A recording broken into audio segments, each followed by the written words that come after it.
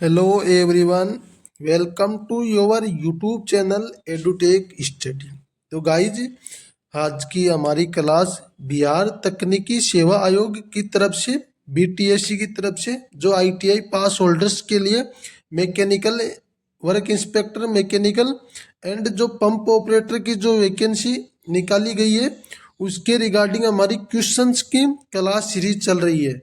इससे पहले हमने 4 क्लासेज कर ली है। 4 क्लासेज के अंदर हमने टोटल 85 क्वेश्चन कवर अप कर लिए। ये जो क्वेश्चन है ये हम चारों ट्रेड के मिक्सअप कर रहे हैं, जिसमें आईटीआई इलेक्ट्रिशियन वालों के लिए, आईटीआई वायरमैन, आईटीआई फिटर और आईटीआई मशीनिस्ट, चारों ट्रेड के कॉमन क्वेश्चन चल रहे हैं जो आपकी भर्ती पंप ऑपरेटर और वर्क इंस्पेक्टर मैकेनिकल के लिए इम्पोर्टेंट क्वेश्चंस की क्लास सीरीज चल रही है। तो आप सभी इस क्लास को अंत तक देखिएगा और इससे पहले की जो क्लासेस हुई है उन सभी क्लासेस को भी आप देख लीजिएगा। सभी क्लासेस के अंदर इम्पोर्टेंट क्वेश्चन है। इसके अलावा इस जो क्लास में क्वेश्चंस की जो पीडीएफ है मैं टेलीग्राम ग्रुप में शेयर करता हूँ। टेलीग्राम ग्रुप में आप नहीं जुड़े हो तो टेलीग्राम ग्रुप में जुड़ जाइएगा। टेलीग्राम ग्रुप का लिंक आपको वीडियो के डिस्क्रिप्शन बॉक्स में प्राप्त हो जाएगा। तो सभी स्टूडेंट टेलीग्राम ग्रुप में जुड़ के पहले वाले क्वेश्चंस को भी देख लीजिएगा और जो यूट्यूब पे क्लासेज है उन सभी क्लासेज को भी देख लीजिएगा। इसके अलावा मैंने आप सभी स्टूडेंट्स के लिए चैनल पे प्लेलिस्ट बना दी है इस वैकेंसी के रिगार्डिंग पंप ऑपरेटर और वर्क इंस्पेक्टर मैकेनिकल। तो आप प्ले लिस्ट पे विजिट करके पहले की पूरी क्लासेज को भी देख लीजिएगा।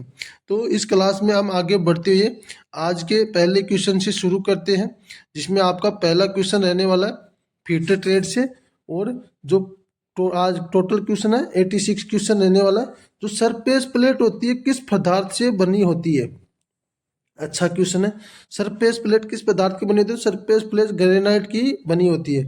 सरफेस प्लेट आमतौर पर ग्रेनाइट से बनाई जाती है क्योंकि ये कठोर होती है, तापमान से कम प्रभावित होती है। तो अच्छा क्वेश्चन है, याद कर लीजिए। और इसका जो लॉन्ग टाइम होता है वो भी लॉन्ग टाइम तक फ्लैट रहती है। नेक्स्ट क्वेश्चन है, जो मार्किंग ब्लू है का प्रयोग क्यों किया जाता है? मार्किंग ब्लू का प्रयोग जो होता है, मार्किंग ब्लू का प्रयोग वो क्यों किया जाता है? तो मार्किंग ब्लू का प्रयोग जो होता है वो मार्किंग लाइन स्पष्ट करने के लिए मार्किंग ब्लू का प्रयोग किया जाता है। अच्छा क्वेश्चन है, याद कर लीजिएगा। तो मार्किंग ब्लू के बारे में, मार्किंग ब्लू लगाने से मेटल होती है सरफेस नीली हो जाती है और स्क्रैबर से खींची गई लाइन भी साफ दिखाई देती है। नेक्स्ट क्वेश्चन रहेगा आपका, फाइल की लंबाई कैसे मापी जाती है? जो फाइल होती है उसकी लंबाई कैसे मापी जाती है? हैंडल सहित।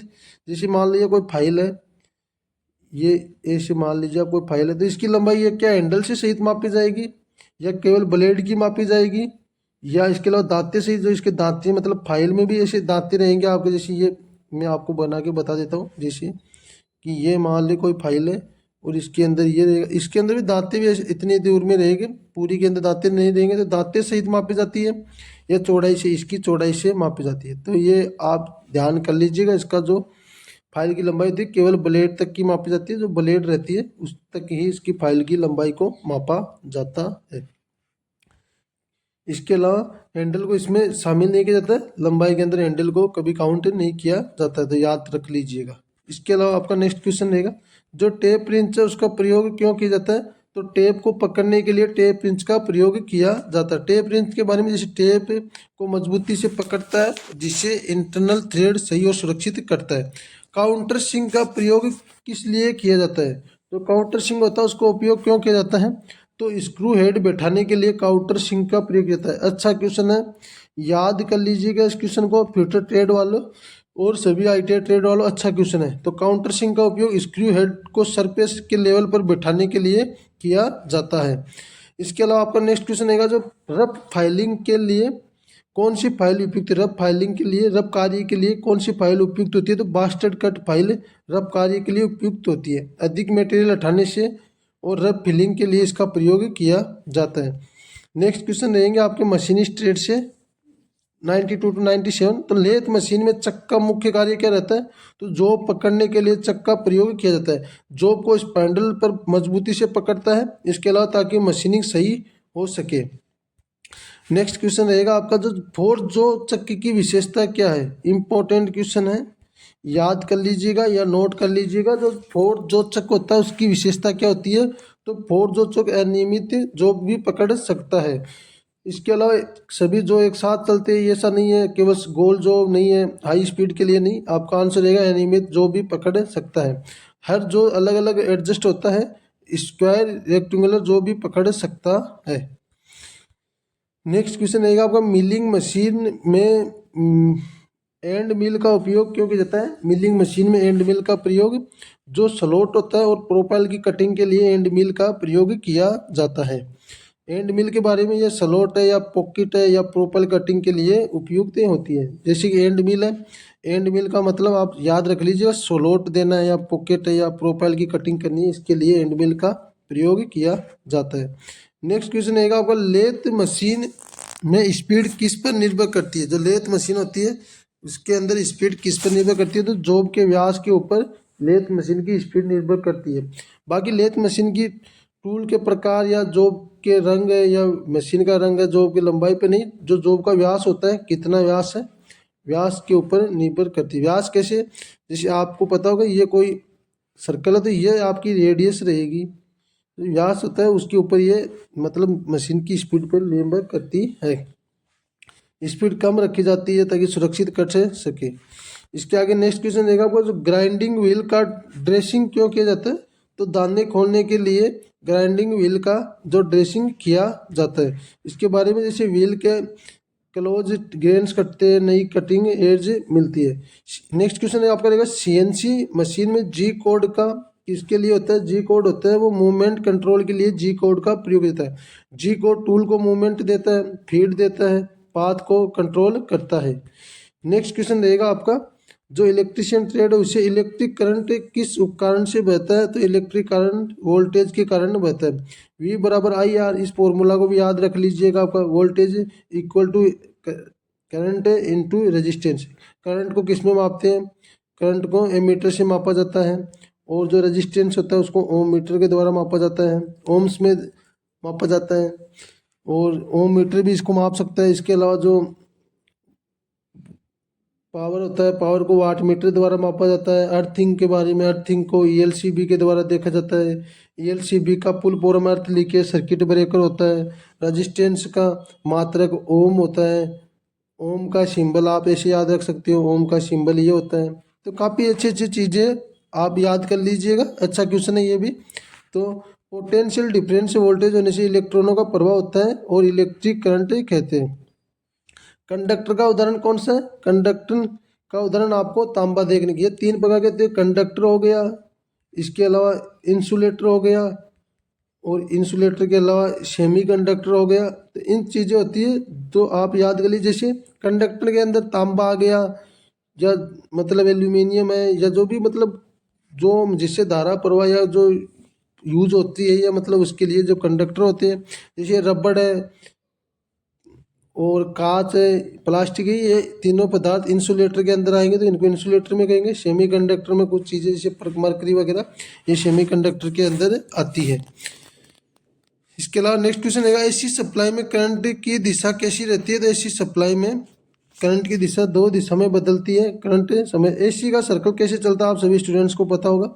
जैसे एसी का सर्कल ऐसे चलता है, ये एक सर्कल करंट का, एसी करंट रहती है तो इसका एक सर्कल ये पूरा होता है। जैसे 0 डिग्री है, यहाँ से 90 डिग्री हो जाएगा, 180 डिग्री है, 270 डिग्री है, और ये 360 डिग्री है। तो 360 डिग्री का जो एसी का एक सर्कल पूरा माना जाता है, जिसमें ये अभी जो एक सर्कल है एसी का पूरा। इसके अलावा जो डीसी सप्लाई रहती है, डीसी सप्लाई के बारे में बात करें, डीसी सप्लाई डायरेक्ट हमेशा सीधी चलती है। तो जो करंट लगता है डीसी सप्लाई में, तो उसमें हाई रिस्क करंट लगने की संभावना रहती है। बाकी जो एसी करंट रहता है इसमें, जैसे एक बार जीरो वापस मतलब पैरेलल लाइन पे आ जाएगा, तो यहाँ से मतलब झटका लगने के बाद छोड़ने की संभावना रहती है। तो इस प्रकार आप एसी को देख सकते हो। ये चीज़ें बहुत इंपॉर्टेंट चीज़ें रहती है, तो आप इसको याद कर लीजिएगा, अच्छा क्वेश्चन नहीं ये भी। तो दो दिशा में एसी सप्लाई बदलती है। नेक्स्ट क्वेश्चन आपका रहेगा, ट्रांसफार्मर में कौन सा भाग चलता नहीं है। तो ट्रांसफार्मर में कभी भी कोई भाग नहीं चल सकता है। ट्रांसफार्मर एक स्थिर इंस्ट्रूमेंट है, ट्रांसफार्मर एक जगह रहता है, तो इसमें कोई भी भाग चलता घूमता फिरता कुछ नहीं है। तो इसको याद कर लीजिएगा। स्टैटिक डिवाइस है या ट्रांसफॉर्मर, ट्रांसफॉर्मर एक स्टैटिक, ये क्वेश्चन भी बन सकता है आपका, ट्रांसफॉर्मर कैसी डिवाइस है, तो ट्रांसफॉर्मर एक स्टैटिक डिवाइस है, इसमें कोई भी मूविंग पार्ट नहीं होता है। नेक्स्ट क्वेश्चन है कि मोटर की स्पीड है किस इकाई में मापी जाती है, तो मोटर की स्पीड को आरपीएम में मापा जाता है। आरपीएम बराबर रेवोल्यूशन पर मिनट में मापी जाती है। वोल्ट को वोल्टमीटर द्वारा मापा जाता है। एम्पियर को, एम्पियर होता है इसका मात्र करंट धारा वगैरह, तो इसको एम्पियर मीटर द्वारा मापा जाता है। और आरपीएम ये हो ही गया, वाट को वाट मीटर द्वारा मापा जाता है। इसके अलावा जो ट्रांसफॉर्मर में कोर किस सामग्री से बना जाती है, तो ट्रांसफॉर्मर में कोर होती है वो लेमिनेटेड सिलिकॉन स्टील से बना जाती है। तो अच्छा क्वेश्चन है, याद कर लीजिएगा, ट्रांसफॉर्मर की कोर लेमिनेटेड सिलिकॉन स्टील की बनाई जाती है। अच्छा क्वेश्चन है, याद कर लीजिएगा। तो और इसके बारे में, जैसे ट्रांसफॉर्मर की कोर को लेमिनेटेड सिलिकॉन स्टील से बनाई जाती है ताकि एडी करंट लॉस और हिस्टैरिसीस लॉस कम हो। ये दो लॉस होते हैं ट्रांसफॉर्मर में, एडी लॉस और हिस्टैरिसीस लॉस। ये सिलिकॉन स्टील की इसलिए बने जाते हैं ताकि ये लॉसेस कम हो। नेक्स्ट क्वेश्चन रहेगा आपका, वायरमेंट रेट से फ्लोरेसेंट ट्यूब में गैस का, जो फ्लोरेसेंट ट्यूब में गैस का मुख्य उद्देश्य क्या रहता है, तो गैस का मुख्य उद्देश्य इलेक्ट्रॉन्स को उत्सर्जित करने के लिए गैस का प्रयोग किया जाता है। फ्लोरेसेंट ट्यूब में कौन सी गैस होती है, जिसे आर्गन और मरकरी गैस इलेक्ट्रॉन्स उत्सर्जित करने में मदद करती है। इलेक्ट्रॉन्स फिलामेंट या इलेक्ट्रोड से ट्यूब में गति करते हैं और फॉस्फोर को चमकाने में मदद करते हैं। नेक्स्ट क्वेश्चन रहेगा आपका, जो बल्ब के फिलामेंट का मुख्य गुण क्या होना चाहिए, तो बल्ब के फिलामेंट का मुख्य गुण होना चाहिए उसका उच्च गलनांक, उसका मुख्य गुण होता है। अच्छा क्वेश्चन है, याद कर लीजिएगा, बल्ब का फिलामेंट उच्च गलनांक वाला होना चाहिए ताकि वह गर्म होकर चमके जल्दी, लेकिन जल्दी न पिघले। इस कारण से टंगस्टन का प्रयोग किया जाता है। इस क्वेश्चन को याद कर लीजिएगा। आपका जो ये क्वेश्चन है, बल्ब का फिलामेंट का गुण कैसा होना चाहिए, उच्च गलनांक वाला भी होना चाहिए। और जो बल्ब का फिलामेंट है किस धातु का बनाया जाता है, तो टंगस्टन का बनाया जाता है। इसका गलनांक पॉइंट बहुत उच्च होता है, इसलिए टंगस्टन का प्रयोग किया जाता है। नेक्स्ट क्वेश्चन है, अर्थिंग का मुख्य लाभ क्या रहता है। अर्थिंग का मुख्य लाभ होता है शॉक से सुरक्षा के लिए अर्थिंग का प्रयोग किया जाता है। इसके अलावा जो एसी और डीसी में मुख्य अंतर क्या रहता है, मैंने आपको थोड़ी देर पहले बताया। एसी जो लाइन रहती है वो करंट दिशा बदलती है, एसी मैंने आपको बताई, एसी की दिशा बदलती रहती है। और डीसी है वो स्थिर रहती है, इसको आप एसी मान लीजिएगा और इसको आप डीसी मान लीजिए। डीसी हमेशा स्थिर रहती है और एसी टाइम टू टाइम अपनी दिशा बदलती रहती है। इसके अलावा जो एसी का फुल फॉर्म रहेगा अल्टरनेटिंग करंट, ये भी याद कर लीजिएगा। और डीसी का फुल फॉर्म रहेगा डायरेक्ट करंट। नेक्स्ट क्वेश्चन रहेगा आपका, सीलिंग रोज का उपयोग क्यों किया जाता है, तो वायर जोड़ने के लिए सीलिंग रोज का प्रयोग किया जाता है। सीलिंग वायरिंग और फैन होल्डर के बीच को कनेक्शन के लिए प्रयोग होता है। नेक्स्ट क्वेश्चन रहेगा, विद्युत तार का प्रतिरोध किस पर निर्भर करता है, तो विद्युत तार का प्रतिरोध लंबाई और क्षेत्रफल पर निर्भर करता है, तार की सामग्री पर भी निर्भर करता है और तापमान पर भी निर्भर करता है। तो विद्युत तार का प्रतिरोध तीनों चीजें, लंबाई और क्षेत्रफल, तार की सामग्री, तापमान, इन सभी के ऊपर तार का प्रतिरोध निर्भर करता है। तार का प्रतिरोध उसकी लंबाई, मोटाई, क्षेत्रफल, सामग्री और तापमान पर निर्भर करता है। लंबा और पतला तार अधिक प्रतिरोध देगा। नेक्स्ट क्वेश्चन रहेगा आपका 110, सर्किट ब्रेकर होता है। सर्किट ब्रेकर और फ्यूज में मुख्य अंतर क्या है, सर्किट ब्रेकर और फ्यूज में मुख्य अंतर होता है, फ्यूज रिबूट नहीं होता है, बाकी सर्किट ब्रेकर रिबूट हो सकता है। अच्छा क्वेश्चन है, याद कर लीजिएगा, जो फ्यूज होता है वो रिबूट नहीं होता है, सर्किट ब्रेकर रिबूट हो सकता है। फ्यूज एक बार गलने के बाद बदलना पड़ता है। बाकी जो एमसीबी है, आरसीबी है या सीबी है, करंट ब्रेकर है, करंट कटने के बाद आसानी से रीसेट किए जा सकते हैं। यानी कि फ्यूज को आप रीसेट नहीं कर सकते, नया फ्यूज आपको डालना पड़ेगा। बाकी ये सर्किट ब्रेकर वापस से इनको रीसेट किया जा सकता है। तो गाइज के आज की क्लास के अंदर इतने ही क्वेश्चन थे। अगर क्वेश्चन आपको अच्छे लगे हो तो वीडियो को लाइक कीजिएगा, एक प्यारा सा कमेंट कीजिएगा और चैनल पे पहली बार आए तो चैनल को सब्सक्राइब कर लीजिएगा। बाकी इन सभी क्वेश्चन की पीडीएफ आपको टेलीग्राम ग्रुप में देखने को मिलेगी। टेलीग्राम ग्रुप में नहीं जुड़े हो तो टेलीग्राम ग्रुप में जुड़ जाइएगा। टेलीग्राम ग्रुप का लिंक आपको वीडियो के डिस्क्रिप्शन बॉक्स में प्राप्त हो जाएगा। तो स्टूडेंट्स, आज की क्लास को हम यहीं पे एंड करते हैं। बाकी अच्छे क्वेश्चन नेक्स्ट क्लासेज के अंदर और अच्छे क्वेश्चन करने की पूरी कोशिश करेंगे। तो इस क्लास में इतना ही, तो मिलते हैं नेक्स्ट क्लास में। तब तक के लिए जय हिंद दोस्तों।